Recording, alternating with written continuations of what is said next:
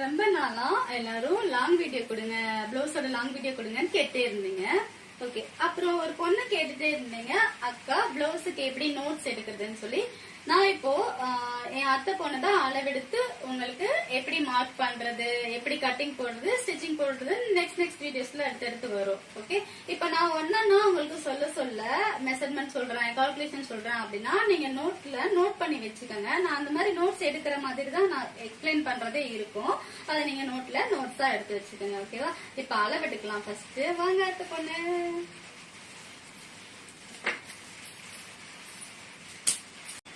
இப்போ இவங்களோட பாடி மெஷர்மெண்ட் படி பார்க்கும்போது இவங்களுக்கு கரெக்டா, அதாவது 1/4 பிளவுஸ் கட்டிங் சொல்லுவாங்க இல்லையா, ஒரு கேப் இல்லாம இருக்கிற ஒரு கரெக்டான பாடி மெஷர்மெண்ட் தான். ஆனா இவங்க டெலிவரிக்கு முன்னாடி ஸ்லிம்மா இருந்த பர்சன் இப்ப இப்படி ஆயிட்டாங்கல்ல, அவங்களோட பழைய பிளவுசஸ் எல்லாம் அவங்களுக்கு செட் ஆகுறது இல்ல. அதனால புதுசா மெஷர்மெண்ட் எடுத்து ஒரு அளவுக்கு தைக்கணும். ஓகே, இப்ப நான் இவங்களை அளவெடுக்க போறேன். ஆனா அதுக்கு முன்னாடி நான் என்ன பண்ணுவேன்னா, அளவு எடுக்கும் போதே அவங்களோட பாடியை நான் அனலைஸ் பண்ணிடுவேன். எப்படின்னா, இப்ப அவங்களோட ஷோல்டர் ஸ்ட்ரைட்டா இருக்கா, ஸ்லோப்பிங்கா இருக்கா அப்படின்னு சொல்லி நான் வந்து பாத்துக்குவேன். இப்ப இவங்களோட ஷோல்டர் வந்து ஸ்ட்ரைட் ஷோல்டர் தான்.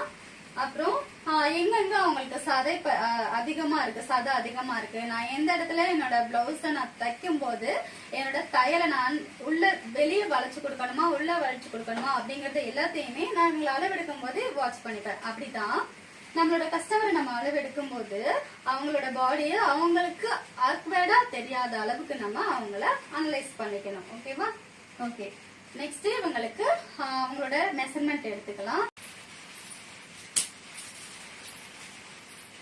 பிளவுஸோட பேக் லென்த் வந்து நம்மளோட சென்டர் ஷோல்டர்ல டேப் வச்சுட்டு அவங்களோட இந்த முட்டை இருக்கு இல்லையா, அதுல இருந்து ஒரு 1 இன்ச்சுக்கு மேல வச்சுக்கணும். வச்சா 13 வருது. 13. Okay, next full shoulder. நல்ல டேப்பை இந்த மாதிரி மேல போட்டுக்கணும். இங்க மேல போட்டுதான் எடுக்கணும். 17. அப்புறம் ஆம்போல் சுற்றளவு, கை நல்லா அப்படி மேல தூக்கிட்டு டேப் உள்ள விட்டு இந்த ஹையஸ்ட் பாயிண்ட்ல தான் எடுக்கணும். கீழே போட்டுட்டு இப்படி எல்லாம் எடுக்க கூடாது, இப்படி மேல வச்சுதான் எடுக்கணும். எடுத்தா இந்த லூஸ் ஓகேவா? ரொம்ப டைட்டாலாம் இல்ல. 19. அப்புறம் அப்பர் செஸ்ட் சைட்ல திரும்ப உங்களுக்கு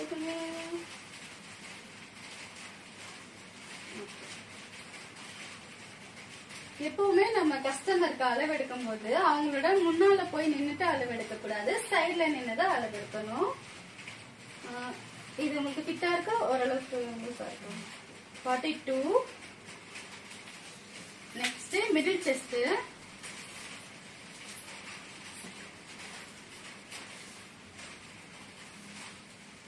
அவங்களோட அபெக்ஸ் பாயிண்ட் மேல, அதாவது நிபிள் பாயிண்ட் இருக்கும் இல்லையா, அதுக்கு மேல போட்டு ஹேர் எல்லாம் டேப்புக்குள்ள இருக்கக்கூடாது.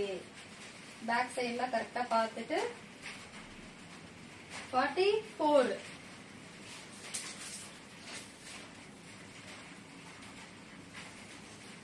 அடுத்து ஃப்ரண்ட் நெக்கு.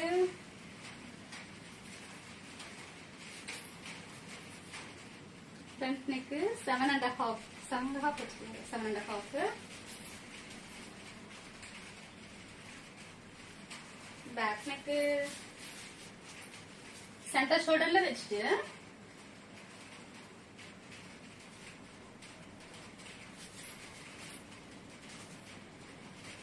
டேப்பை இப்படி கிராஸ் ஆலாம் கொண்டு போக கூடாது, ஸ்ட்ரைட்டா வச்சுட்டு 9 வைக்கிறேன். 9. அடுத்து வேஸ்ட். நம்ம பிளவுஸோட லென்த் நம்ம எங்க எடுத்தோமோ, இப்ப 13 எங்க வருதோ அங்க டேப் போட்டு மெஷர்மெண்ட் எடுத்துக்கணும். ஓகே, ஒரு விரல் லூஸ் விட்டு எடுக்கணும். ஃபிட்டா பிடிச்சிருக்கனா இல்ல 36 வேஸ்ட். ஓகே சரி, அடுத்தது ஸ்லீவ் லென்த். எவ்வளவு வேணும் ஸ்லீவ் லென்த்? பிளவுஸுக்கா இவ்வளவா? 12 இல்ல இருக்கு. இந்த இடத்துல தான் நாங்க வரைக்கிறோம் போடுவோம்.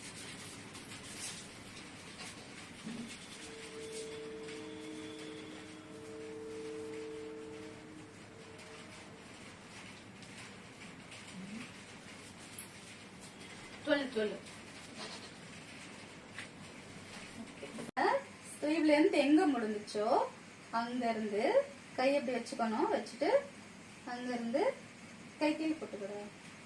அப்படியே லைட்டா இப்படி மடக்கேன். ஓகே, இப்போ நான் டேப் பிடிச்சிருக்கேன்ல, டைட்டா இருக்கா எப்படி இருக்கு? 14 வருது. எப்பவுமே நம்ம இந்த ஸ்லீவோட லென்த் ரவுண்ட் எடுக்கும் போது, ஏன்னா இவங்க லாங் ஸ்லீவ் கேட்டிருக்காங்க இல்லையா, அப்படி எடுக்கும்போது கையை இந்த மாதிரி வச்சுக்க சொல்லணும். கை கீழே போடுறேன். இப்ப கை கீழே போட்டதுக்கு அப்புறம் அவங்களுக்கு அளவு எடுத்தா 13 வருது. 1/2 இன்ச் டிஃபரெண்ட் வருது. அப்போ கை இப்படி வச்சாங்கன்னா 14 வருதா? இப்படி இருந்தாதான் அவங்களுக்கு கை மடக்கி இப்படி இறக்கி மடக்கி மூவ் பண்ணும்போது அவங்களுக்கு கம்ஃபர்டபுளா இருக்கும். இல்லைன்னா டைட்டா ஒரு மாதிரி இரிட்டேட்டிங்கா இருக்கும். 14.